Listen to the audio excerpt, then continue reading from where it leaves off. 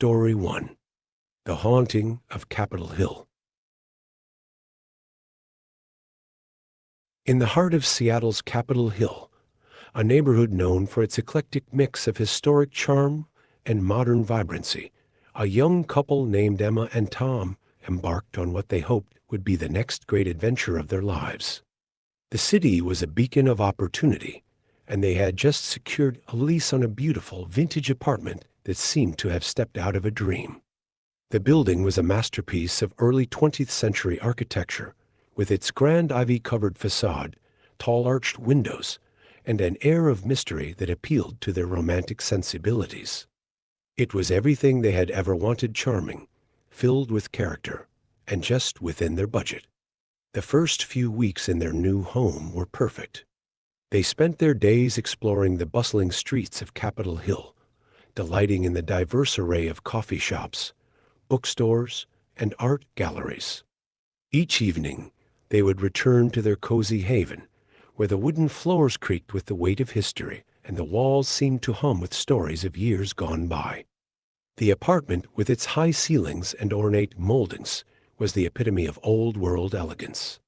But as the days turned into weeks, the apartment began to reveal a darker side.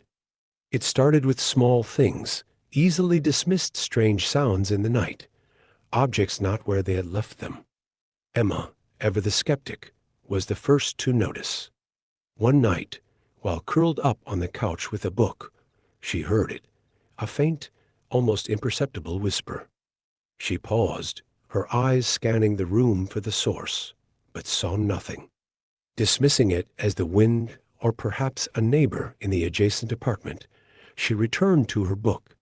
But the whispers persisted, growing more insistent each night, always just beyond the edge of her hearing, like a distant conversation she could never quite make out.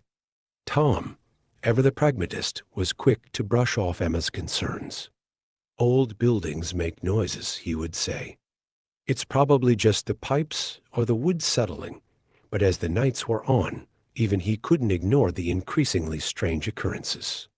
One particularly unsettling night, Emma was jolted awake by a freezing breeze that brushed against her face. She sat up in bed, her heart pounding, and looked around the room. The window was tightly shut, and there was no draft she could identify. She glanced at the clock. It was 3:15 a.m., the hour of the dead. Tom was sound asleep beside her, oblivious to the creeping dread that had taken hold of her. From the corner of her eye, she thought she saw a shadow flicker across the room, but when she turned to look, there was nothing there. The feeling of being watched was so intense that she could barely breathe. Determined to get to the bottom of what was happening, Emma and Tom began to investigate their apartment. They scoured every inch of the place, looking for logical explanations. Perhaps there was a draft, or maybe the building was settling. There had to be a reason for the strange things they were experiencing. But their search turned up something far more disturbing than they had anticipated. One afternoon, while moving a bookcase in the living room, they discovered a hidden door, so small and unobtrusive that it had blended into the wall. It was painted the same color as the surrounding wall and had no handle, only a small keyhole. Intrigued and a little apprehensive, they pried the door open, revealing a dark, narrow staircase leading down into what appeared to be a basement or a secret room. A cold, musty smell wafted up from the darkness, a mixture of decay and something else, something Emma couldn't quite place, but that made her skin crawl. With a flashlight in hand, they descended into the hidden space. The beam of light revealed a small, cramped room no larger than a walk-in closet. The air was thick and suffocating, heavy with the smell of mildew and rot. The walls were lined with decaying furniture, an old, moth-eaten armchair, a rickety wooden table, and a few scattered photographs, yellowed with age and curled at the edges. But it was the photographs that caught their attention. Each photograph depicted a tenant who had lived in the apartment over the decades, their faces frozen in expressions of terror and despair. Some of the photos were eerily recent, their subjects staring back at Emma and Tom with hollow, haunted eyes. It was as if the very life had been sucked out of them, leaving only shells behind. In the center of the room, on the table, lay a leather-bound journal, its cover cracked and brittle with age. Tom picked it up, wiping away the thick layer of dust, and carefully opened it. The pages were filled with the frenzied scrawl of a man named Richard Thorne, a former tenant who had lived in the apartment decades earlier. The entries were disturbing, detailing Richard's slow descent into madness. He wrote of hearing whispers, seeing shadowy figures lurking in the corners of the room, and feeling an oppressive presence that seemed to grow stronger with each passing day. The final entry was the most chilling of all. Richard had become convinced that the apartment was haunted by a malevolent spirit, and that the hidden room was the source of its power. Desperate to rid himself of the entity that tormented him, he had performed a dark ritual, hoping to banish the spirit once and for all. But something had gone horribly wrong. The last words in the journal were barely legible, smeared with what looked like dried blood. "It is here. It will never leave." Emma and Tom stood in the hidden room, the weight of Richard's words pressing down on them like a physical force. The air grew colder, and the whispers they had heard before now seemed to echo around them, growing louder and more insistent. Panic set in as they realized they were not alone. Something was in the room with them, something that had been lying in wait for decades. As they turned to leave, the door to the hidden room slammed shut with a deafening bang, plunging them into darkness. The flashlight flickered and died, leaving them in pitch blackness. Emma fumbled for her phone, using its weak light to guide them back to the door, but it wouldn't budge. The whispers grew louder, now unmistakably voices, angry and accusing. The temperature dropped further, and they could see their breath misting in the air. Emma screamed for help, but her voice was swallowed by the darkness. Just when they thought they were trapped forever, the door flew open, and they stumbled out into the living room, gasping for breath. They didn't hesitate. They grabbed their essentials and fled the apartment, the sense of something malevolent following them down the stairs and out into the street. As they drove away, they could still feel the presence lingering in their minds, a cold, creeping sensation that refused to let go. They didn't stop driving until they were miles away, finally collapsing at the home of a friend who welcomed them without question. In the days that followed, Emma and Tom delved into the history of the building, uncovering a litany of tragedies and unexplained deaths. The most disturbing story was that of Richard Thorne, who had gone mad and murdered his family before taking his own life in the very apartment Emma and Tom had called home. It was said that his tormented spirit still lingered, trapped in the hidden room where he had met his end. Determined never to return, Emma and Tom broke their lease and moved far away, but the experience left a lasting scar. They would often wake in the middle of the night, drenched in sweat, haunted by the memories of that cold, dark room and the whispers that seemed to follow them, even in their dreams. They learned to be cautious of old buildings with hidden histories, always wary of what might be lurking in the shadows. The apartment on Capitol Hill remained, its beautiful vintage facade hiding a dark and terrible secret. New tenants would come and go, some leaving after only a few weeks, unable to bear the eerie happenings within.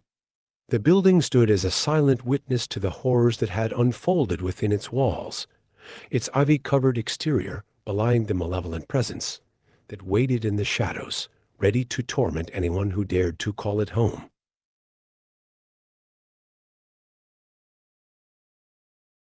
Story 2. The Ghost of East Village. Sarah had always dreamed of living in New York City, and when she was accepted into NYU, she knew her dream was about to become a reality. The bustling streets of the East Village, with their vibrant energy and endless possibilities, seemed like the perfect place to start this new chapter in her life. The apartment she found was a stroke of luck, a small but charming unit in a historic building, nestled among the cafes and boutiques that lined the neighborhood's narrow streets. It was everything she had hoped for, and when she met her new roommate, Karen, she felt even more certain that she had made the right choice. Karen was petite and striking, with long dark hair and piercing green eyes that seemed to see right through you. She was friendly and welcoming, offering Sarah tips on the best coffee shops and bookstores in the area. Despite her warm demeanor, there was something about Karen that Sarah couldn't quite put her finger on, an air of mystery, a subtle sadness that lingered just beneath the surface. The apartment itself was cozy, with old wooden floors that creaked with every step and large windows that let in the golden afternoon light. It felt like a place with a history, a place where many lives had been lived, each leaving its mark on the walls and floors. As they unpacked, Karen chatted about the neighborhood, making Sarah feel at home in this vast and intimidating city. But as Sarah settled into her new life, she began to notice things that made her uneasy. It started with small, easily dismissible events books that had been carefully placed on her desk would end up on the floor when she returned from class. The lights would flicker without warning, and there were strange noises at night that she couldn't quite place. At first, she chalked it up to the quirks of living in an old building in a busy city. But as the days went on, the occurrences became harder to ignore. One evening, after a long day of classes, Sarah returned to the apartment to find Karen sitting in the living room, staring blankly at the wall. Her usually vibrant eyes were dull, and she seemed lost in thought, disconnected from the world around her. Sarah called her name, but Karen didn't respond. Concerned, Sarah approached her roommate and gently touched her shoulder.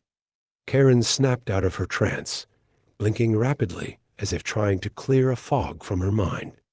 "Are you okay, Karen?" Sarah asked, her voice filled with concern. Karen forced a smile, but there was something off about it, something that sent a shiver down Sarah's spine.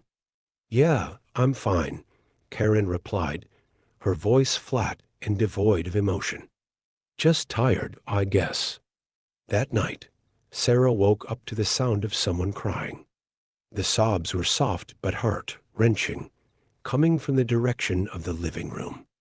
She got out of bed and cautiously made her way down the dark hallway. The apartment was silent, save for the sound of Karen's sobs, which grew louder as Sarah approached. She found Karen sitting on the floor, her knees drawn to her chest, tears streaming down her face. Her hair hung in tangled strands around her face, and her eyes were red and swollen. "Karen, what's wrong?" Sarah asked, kneeling beside her. Karen looked up, and for a moment, Sarah's heart stopped. Karen's eyes were no longer their familiar green instead. They were black, like two endless voids filled with sorrow and pain. She opened her mouth to speak, but the voice that came out was not her own. It was deep, otherworldly, and filled with a desperate, pleading tone that sent chills down Sarah's spine. "Help me," Karen whispered, her voice echoing around the room, as if the very walls were listening. Terrified, Sarah stumbled back, her heart racing. She fled to her room, slamming the door behind her and locking it. She sat on her bed, trying to make sense of what she had just witnessed. It had to be a nightmare, a trick of the light, something explainable. But deep down, she knew that what she had seen was real, and that there was something terribly wrong with her roommate. The following morning, Karen acted as if nothing had happened. She was cheerful and chatty, the haunting events of the previous night seemingly erased from her memory. But Sarah couldn't shake the feeling that she was living with someone, or something, that wasn't entirely human. Determined to uncover the truth, Sarah began to dig into the history of the building. She spent hours at the local library, poring over old newspapers and records, trying to find any clue that could explain the strange occurrences. The building had been constructed in the late 1800s and had seen many tenants come and go over the years. There were rumors of hauntings, of strange disappearances, and of tenants who had left suddenly, claiming the building was cursed. But it wasn't until Sarah found an old newspaper article from the 1970s that the pieces of the puzzle began to fall into place. The article detailed the gruesome murder of a young woman named Karen in the very apartment where Sarah now lived. According to the report, Karen had been brutally killed, her body discovered by her distraught roommate. The case had never been solved, and the killer had vanished without a trace. What struck Sarah the most was the photograph of the murdered Karen. It was eerily similar to her roommate, down to the piercing green eyes. Sarah's blood ran cold. The Karen she had been living with was not who she seemed. She was the ghost of the murdered woman, trapped in the apartment, seeking justice for her untimely death. The strange occurrences, Karen's eerie behavior, the otherworldly voice that had pleaded for help, it all made sense now. The ghost was desperate for peace, and it was up to Sarah to help her find it. That evening, Sarah gathered her courage and approached her roommate. "Karen, I know who you are," she said, her voice trembling with both fear and empathy. "I know what happened to you." Karen's expression shifted, a mix of sadness and relief washing over her. Tears welled up in her eyes, and she nodded slowly. "I didn't want to hurt you, Sarah. I just want to find peace." Sarah felt a wave of compassion for the tortured spirit. "Is there anything I can do to help you?" Karen's voice was soft, almost a whisper. "Find him, the one who did this to me. Make him pay." Determined to help her ghostly roommate find closure, Sarah reached out to a local paranormal investigator. Together, they delved deeper into the case, interviewing former tenants and piecing together the events leading up to Karen's murder. Through their investigation, they discovered that Karen's killer was a man named James, a former lover who had become obsessed with her. He had fled the city after the murder, leaving no trace behind. With the help of modern technology and relentless determination, Sarah and the investigator were able to track James down. He was living a quiet life in a small town upstate, his past sins buried deep. They confronted him with the evidence they had gathered, and faced with the undeniable truth, James finally confessed to the crime, his guilt consuming him. Sarah returned to the apartment, feeling a sense of relief. She told Karen what had happened, and for the first time, she saw a peaceful smile on her roommate's face. Karen's eyes filled with gratitude as she whispered, "Thank you." That night, as Sarah lay in bed, she felt a calmness settle over the apartment.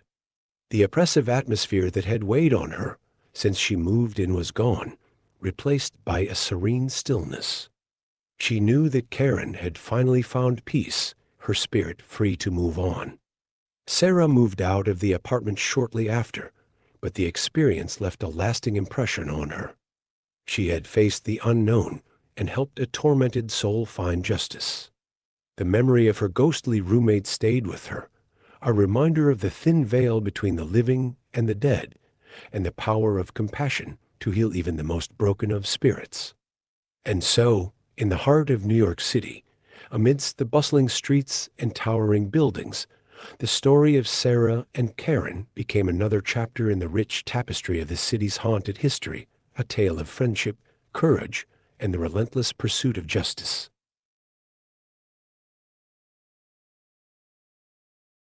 Story 3. The Cursed Apartment of Hollywood. Los Angeles was supposed to be a city of dreams, but for Jack, it quickly became a city of nightmares. Like countless others before him, Jack had come to law, with hopes of making it big in Hollywood. But the reality of the city was harsh, jobs were scarce, and even a small rundown apartment could drain what little money he had. So, when he found an affordable place in a forgotten corner of Hollywood, he jumped at the opportunity, ignoring the uneasy feeling the building gave him. The apartment was far from perfect. Its windows were cracked, the paint was peeling, and the air inside was thick with the smell of mildew and decay. But it was cheap, and in a city like La, that was all that mattered. Jack told himself that the building's eerie charm was just a quirk of its age, a relic from a bygone era, and nothing more. His first night in the apartment, Jack was too exhausted to care about the strange smell or the odd creaks and groans of the old building. He collapsed onto his mattress, hoping for a good night's sleep. But what he got instead were nightmares, vivid, terrifying nightmares that left him shaken and confused. In his dreams, he found himself back in the apartment, but it was different. The walls were covered in strange symbols, painted in a dark, almost blood-like substance, and the furniture was arranged in a circle around a large, dark stain on the floor. Whispers filled the air, faint at first, but growing louder and more menacing with each passing moment.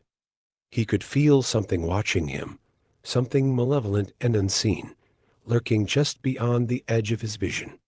The whispers became a cacophony, rising to a deafening crescendo that jolted him awake, drenched in sweat and gasping for air. The clock on his nightstand showed a.m., the witching hour. Jack tried to shake off the nightmare, telling himself it was just the stress of the move, the anxiety of starting a new life in a new city. But the unease lingered, a cold, creeping sensation that he couldn't quite shake. The days that followed were a blur of auditions and rejections, networking and dead ends. Jack spent most of his time away from the apartment, returning only to sleep. But every night, the nightmares returned, growing more intense, more horrifying. He saw shadowy figures performing dark rituals, their faces hidden beneath hoods, their voices chanting in a language he didn't understand. He witnessed scenes of violence and despair, blood and death, all centered around that same dark stain on the floor. One night, Jack was jolted awake by a different kind of sound, the unmistakable noise of scratching at his bedroom door. His heart pounded as he stared at the door, the sound continuing, relentless and unnerving. Gathering his courage, he slowly got out of bed and approached the door. As he reached for the doorknob, the scratching stopped. He hesitated, his hand hovering in the air, before finally opening the door. There was nothing there, but the sight that greeted him sent a chill down his spine. Fresh claw marks were etched into the wood of the door, deep and jagged, as if something with sharp, unnatural claws had tried to get in. Fear gripped him, his mind racing with questions. What could have caused those marks? Was it an animal or something far worse? The next morning, Jack decided he couldn't keep this to himself any longer. He needed answers. He made his way to the landlord's apartment, hoping for some sort of explanation. Mr. Reynolds, the landlord, was a reclusive old man who rarely left his apartment. When Jack knocked on his door, it took several moments before the door creaked open, revealing Mr. Reynolds, his eyes tired and weary. "What do you want?" Mr. Reynolds asked, his voice gruff and impatient. Jack hesitated, unsure of how to explain what he had experienced. "I've been having strange experiences in my apartment," he began slowly. "Nightmares, noises, and last night I found claw marks on my bedroom door. Mr. Reynolds's expression darkened. He muttered something under his breath, words that Jack couldn't quite make out.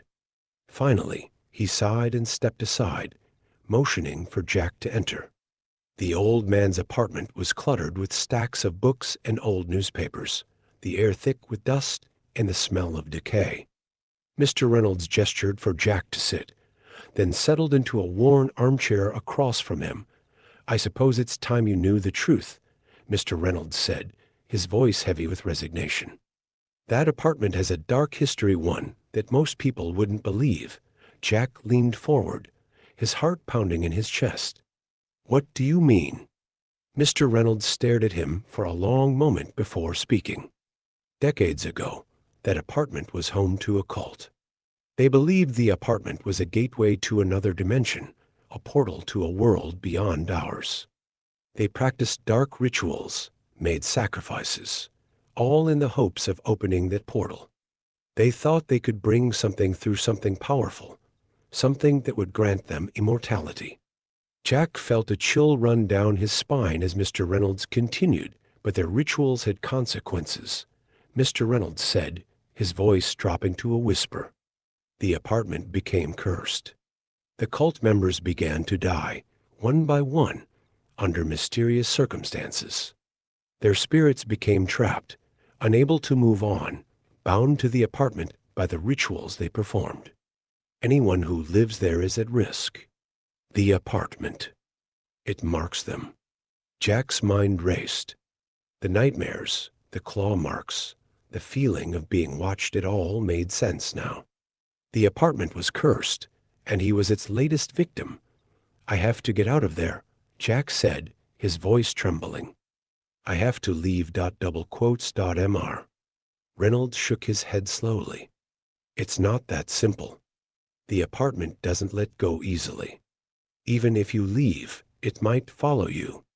The curse. It doesn't break. Desperation clawed at Jack's mind as he left Mr. Reynolds' apartment. He returned to his own, the fear gnawing at him, driving him to pack his belongings as quickly as he could. That night, he left the apartment, seeking refuge at a friend's place, hoping that distance would keep the curse at bay. But the terror followed him. The nightmares persisted, the shadowy figures appearing in the corners of his vision even during the day. He saw their faces now twisted, hollowed by death, their eyes black voids of despair. The curse had marked him, and there was no escaping it. Jack sought help from priests, paranormal investigators, even therapists, but nothing worked. The hauntings grew more intense, driving him to the brink of madness. He became a shadow of his former self, plagued by insomnia, unable to find peace even in his waking hours. Finally, in a moment of desperation, Jack decided to confront the source of his torment. Armed with nothing but his determination, he returned to the cursed apartment. The building seemed even more decrepit than before, its windows dark and lifeless, the air heavy with the weight of decades of misery. Jack made his way to the hidden room he had seen in his dreams. The door, concealed behind a large bookcase, creaked open, revealing the room exactly as he had envisioned it, filled with decaying furniture, eerie photographs of the cult members, and the dark stain on the floor. As he stepped into the room, the whispers began again, louder and more insistent than ever before. He felt a cold hand on his shoulder and turned to see a shadowy figure looming over him, its eyes black voids of malice. "You cannot escape us," the figure whispered, its voice echoing in Jack's mind. "You are ours." In a final act of defiance, Jack shouted, "No, I will not let you take me." He grabbed a nearby candle holder and swung it at the figure. The candle holder passed through the figure as if it were smoke, but the act of defiance seemed to weaken its grip on him. Summoning all his strength, Jack ran from the room, the whispers fading behind him. He fled the building, not stopping until he reached the safety of his friend's place. For the first time in months, he felt a glimmer of hope. The curse had not been broken, but he had faced his fears and survived. Jack eventually left Los Angeles, seeking a fresh start in a new city. The nightmares and hauntings gradually lessened, but the experience left a lasting scar on his psyche. He never spoke of the cursed apartment again, but he carried the memory with him, a reminder of the darkness that lurks just beyond the veil of reality. Years later, Jack heard a rumor that the building had been condemned and was scheduled for demolition. He couldn't help but feel a sense of relief. The cursed apartment would finally be destroyed, taking its dark history with it. But deep down, Jack knew that some horrors could never truly be erased. They linger in the shadows, waiting for the next unsuspecting victim to cross their path.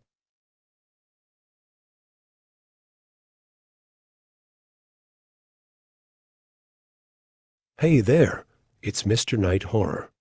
If you enjoyed this eerie journey and want to dive deeper into the shadows with us, don't forget to subscribe and hit the notification bell. Thanks for watching, and I'll be back with more spine-chilling tales tomorrow. Stay haunted.